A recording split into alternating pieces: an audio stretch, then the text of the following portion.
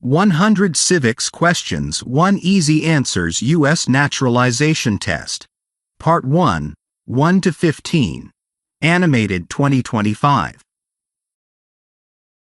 A cozy classroom with posters of American symbols. Anne and Mark sit facing each other, ready to start the practice test. All right, Mark, let's begin with the first 15 citizenship questions. I'll give you 3 options for each question. Pick the one you think is correct, and I'll explain why. Ready?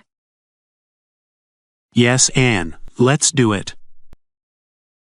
Question 1. What does the President's Cabinet do? A. Passes laws.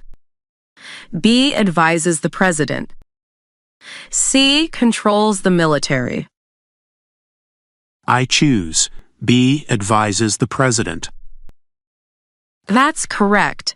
The President's Cabinet is made up of the heads of important government departments like defense, education, and health. Their main job is to advise the President on decisions about policies and how to run the government effectively. They don't have the power to make laws themselves or control the military directly, but their advice helps the President lead the country well. Question 2. Where is the Statue of Liberty? A. In Washington, D.C. B. In the New York Harbor. C. In Boston Harbor. I choose B. In the New York Harbor. Exactly. The Statue of Liberty stands on Liberty Island in New York Harbor. It was a gift from France to the United States in 1886 to celebrate freedom and democracy. The statue is a symbol of hope and welcome for immigrants arriving by sea and remains one of the most famous landmarks in the country. Question 3. How many justices are on the Supreme Court? A. 7. B. 9. C. 11. I choose B. 9. That's right. The Supreme Court is the highest court in the United States, and it has 9 justices. These justices are appointed for life, and their job is to interpret the Constitution, review laws, and decide if laws or government actions are constitutional. Their decisions have a big impact on the country's laws and citizens' rights. Question 4. What are the 2 major political parties in the United States? A. Democratic and Republican. B. Green and Libertarian. C. Whig and Federalist. I choose A. Democratic and Republican. Correct. The 2 main political parties in the U.S. are the Democratic Party and the Republican Party. They represent different ideas about government and policies, and most elections are contested between candidates from these 2 parties. Knowing the major parties helps you understand U.S. politics and elections better. Question 5. What did Susan B. Anthony do? A. She was the first female president. B. She fought for women's rights. C. She wrote the Constitution. I choose B. She fought for women's rights. Exactly. Susan B. Anthony was a leader in the women's suffrage movement during the 19th century.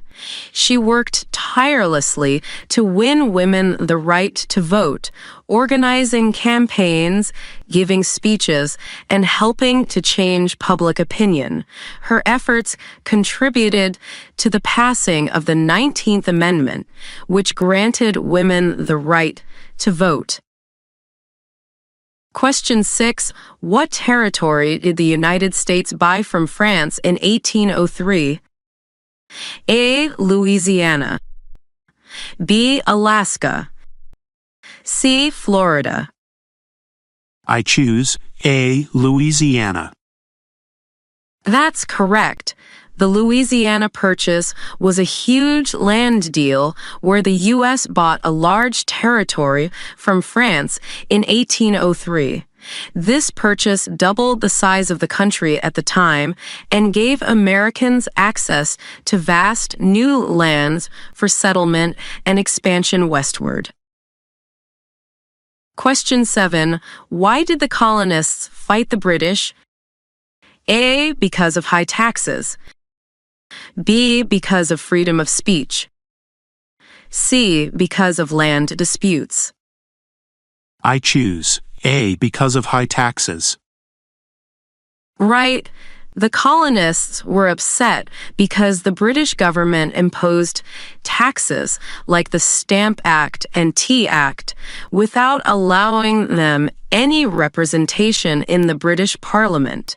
They believed this was unfair and called it taxation without representation. This conflict eventually led to the American Revolutionary War. Question 8. Who signs bills to become laws? A. The Supreme Court. B. The President. C. The Vice President. I choose B. The President. Exactly. After both the House of Representatives and the Senate approve a bill, it goes to the President. The President can sign the bill into law, making it official. If the President does not sign it, the bill does not become law unless Congress overrides the veto with enough votes. Question 9. What is the name of the President of the United States now? A. Joe Biden. B. Donald Trump. C. Barack Obama. I choose B. Donald Trump. That is correct for this practice test. It's important to know the current president's name because it can change after elections. Always check the most recent information before your interview, as this is a common question. Question 10. What did the Emancipation Proclamation do? A. It freed the slaves. B. It started World War I. C. It gave women the right to vote. I choose A. It freed the slaves. That's right. The Emancipation Proclamation was issued by President Abraham Lincoln in 1863 during the Civil War. It declared that all slaves in the Confederate States were free. This was a major step toward ending slavery in the United States. Question 11. Why does the flag have 50 stars? A. Because there are 50 states. B. Because there are 50 presidents. C. Because there are 50 colonies. I choose A. Because there are 50 states. Exactly. Each star on the American flag represents one of the 50 states in the United States. As new states joined the country, new stars were added, making the flag a symbol of national unity. Question 12. We elect a U.S. Senator for how many years? A. 4 years. B. 6 years. C. 2 years. I choose B. 6 years. Correct. U.S. Senators serve 6-year terms, which helps provide stability and experience in the Senate. Their elections are staggered so that only about 1/3 of the Senate seats are up for election at a time. Question 13. Who vetoes bills? A. The President. B. The Speaker of the House. C. The Supreme Court. I choose A. The President. Yes, the President has the power to veto bills passed by Congress, which means rejecting them. This is a check on legislative power. However, Congress can override the veto if 2/3 of both houses vote to do so. Question 14. What are two cabinet-level positions? A. The Secretary of Defense and the Secretary of Education. B. The Attorney General and the Vice President. C. The Speaker of the House and the Secretary of Treasury. I choose B. The Attorney General and the Vice President. Correct. The Attorney General leads the Department of Justice and is the main legal advisor to the government. The Vice President is the second highest executive officer and can take over the presidency if needed. Both are important cabinet members. Question 15. What happened at the Constitution Convention? A. The Constitution was written.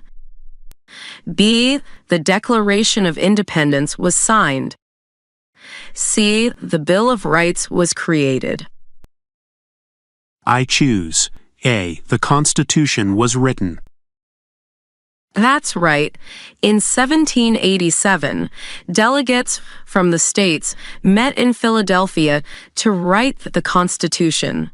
This document established the structure of the U.S. government and its fundamental laws, which are still in use today. Great job, Mark. You answered all 15 questions well.